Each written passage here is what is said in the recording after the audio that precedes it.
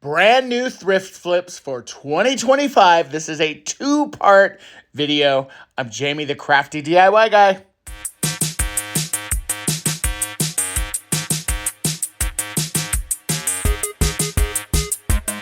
Now, for my first thrift flip, I've got this gorgeous vase that I found. I really did like this a lot. What I really liked about it was that it was solid. It was about, I want to say it was probably around $6. And it's actually made of wood. You can kind of see down here in the middle that the entire thing is wood and that it's decorative only. It will not hold water. But I knew that I could make this really beautiful and make this fit within my home decor. Now, I did take it outside and I used my mouse sander, and as you can see, I wasn't super focused on this kind of middle and this lower part here where you see all the black. By the way, the black in my hands, that is from spray painting something else that's going to be coming up. And yeah, sometimes people get upset, but guess what? This is a DIY channel. My hands are going to be dirty. As you can see at the top here, this is kind of where I really focused to get that as light as possible. Now, the first thing I wanted to do was take this honey stain. I'm going to be using this stain throughout most of these projects today because I have this on hand and I'm trying to use supplies and things that I do have on hand. And I actually really like the way that this stain is kind of catching this wood. What I liked about it is that honey color kind of gives it a little bit of a translucentness to it. But also what's really cool is that you're going to see some of those darker pieces of the wood and even some of the paint, but I'm not going all the way down with this vase. I'm actually only going to be doing this top part of it here with the stain, and it's kind of easy to work with.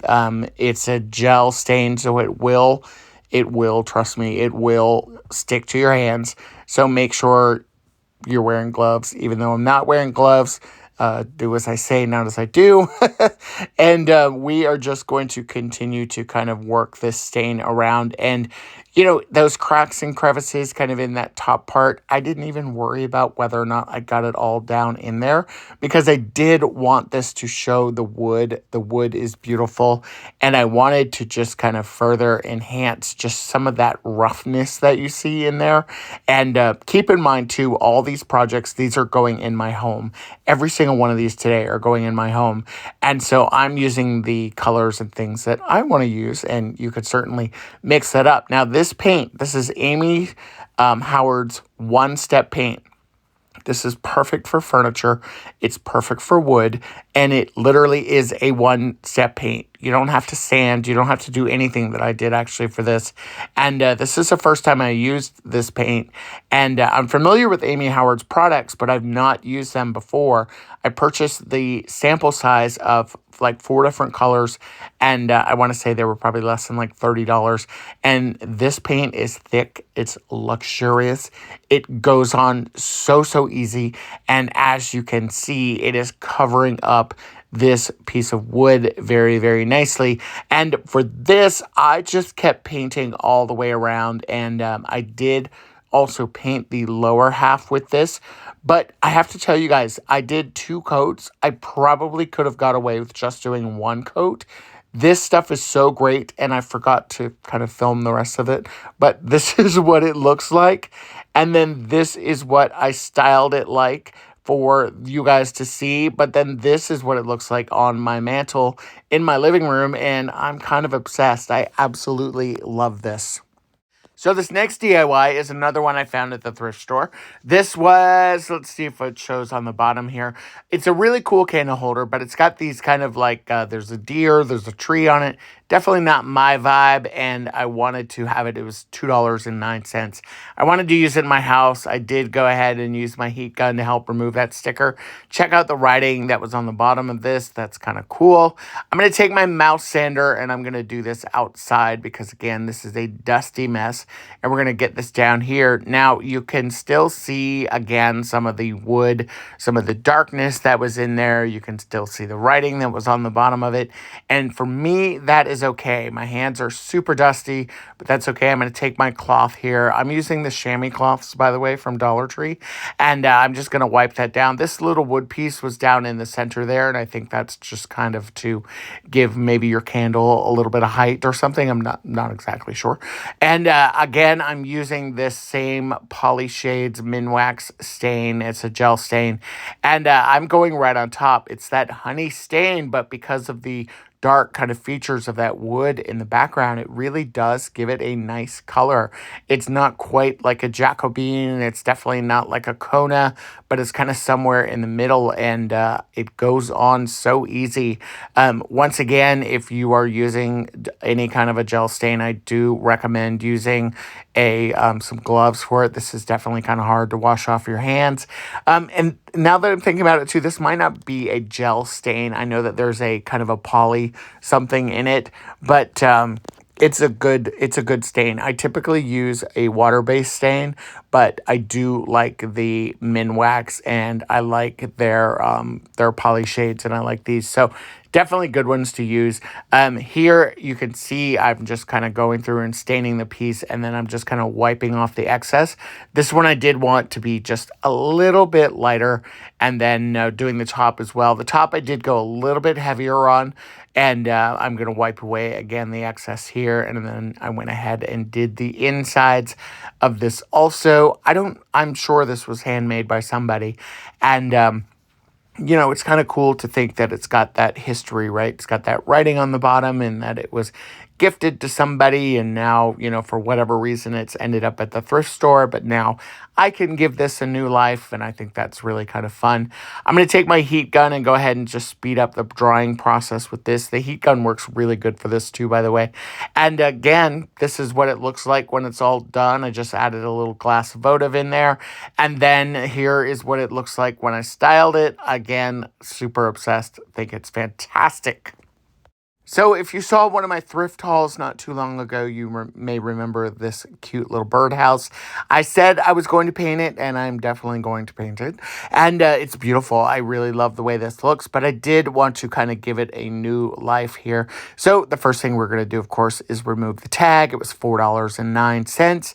And then I took some antique wax, and I thought that I could kind of revive the rooftop on this. But I have to say, I was not a fan. There was just something about it that I just did not like. It didn't kind of fill in some of those empty spots that I thought, or those scratched spots. And it just wasn't working out. But you will see that I do end up finding a alternative solution for that. So the antique wax here is a optional item for you to use. So for my paint, I'm going to be using this Arteza. It's a navy blue acrylic paint. And again, the navy is kind of my vibe. It's my color right now. A lot of these projects are going in my house, so that's why I'm choosing to use the colors that I want to use. These are DIYs. You can definitely create with your own color scheme. This, with that brown roof, probably would have been adorable painted white, but it's just not my vibe. I wanted something a little different. So don't look so much at the colors, especially if you're not a fan of blue. But look outside that. The idea here is inspiration. I'm taking that acrylic paint, which, by the way, did fantastic on this wood, or this metal birdhouse here. And I'm just going to completely cover kind of everything that you see here that is green, and we're going to get this in a beautiful color. Now for the roof, I decided I did not like that brown, and I wanted to use something different. I have this paint that I picked up on Amazon.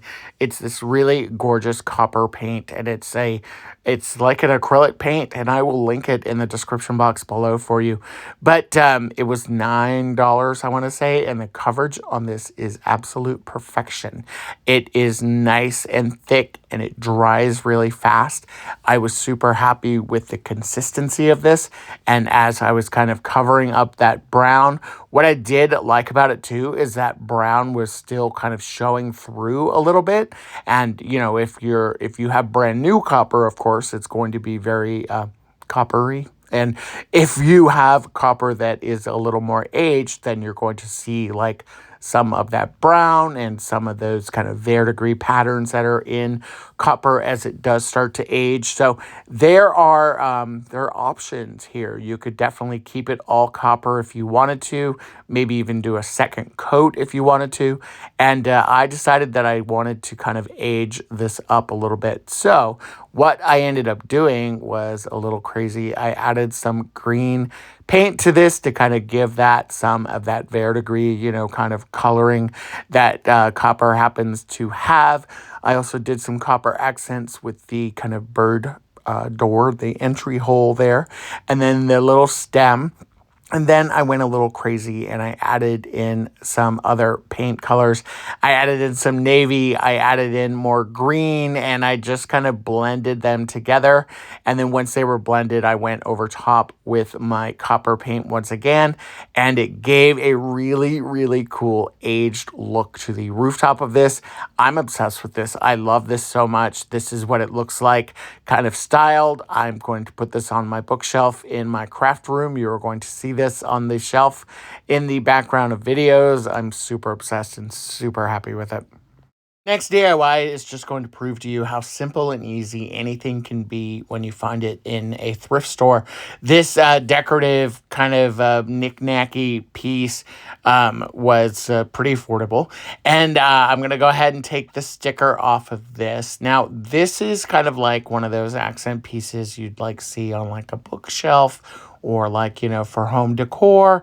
I'm taking it, I'm going to kind of bend the tree branches out just a little bit more. Be careful doing this because I did have one piece snap here and, I was able to hide it. I spray painted it black and used it now as a jewelry tree. Look at this. I was able to put my rings, my bracelets, like different things that sits on my dresser. It looks so pretty. If I want to put the jewelry away, I can, and then it's a decor piece. This is also a decor piece. Very, very easy DIY. Took this outside. I took this and just sanded it down. I used that same mouse sander that I have. This was kind of weird though. As I kept sanding it, it kept getting this red color and it was greasy too. I don't know what that was about, but I went ahead and just wiped it down. You can even see my towel there is getting kind of red in color. So I let it dry and then it did finally dry, but I spray painted it copper. Like, hello, look how beautiful this looks. This is so easy, and it looks really, really good in my decor. This, however, is amazing. This is probably one of the bigger DIYs that I've done in quite a while. This coffee table is gorgeous, but it's not the color I want it to be, and don't worry, this one's not going to be navy. I'm going to first go ahead and just remove the metal cage to it. That wood top is heavy. And this lower part that is now flipped upside down that I'm removing, this is even heavier. It's crazy how solid this table is. Y'all, I think I paid about $12 for this table. Now, I had to kind of get in there with a screwdriver to remove some of that because one of the screws kind of, it didn't strip, but it just wouldn't come out. And then I took the base and the top outside. I took the base out and I spray painted it this matte black. This is Farmhouse Black from Rust-Oleum. Now, as far as the top goes, I just used that same honey stain and just gave it a couple of coats and let it dry. I love the way this turned out. I unfortunately do not have room for this table, and I'm going to be selling this on Facebook Marketplace. So I am curious, what would you put as a price point on this? $30, $50, $25? What do you guys think?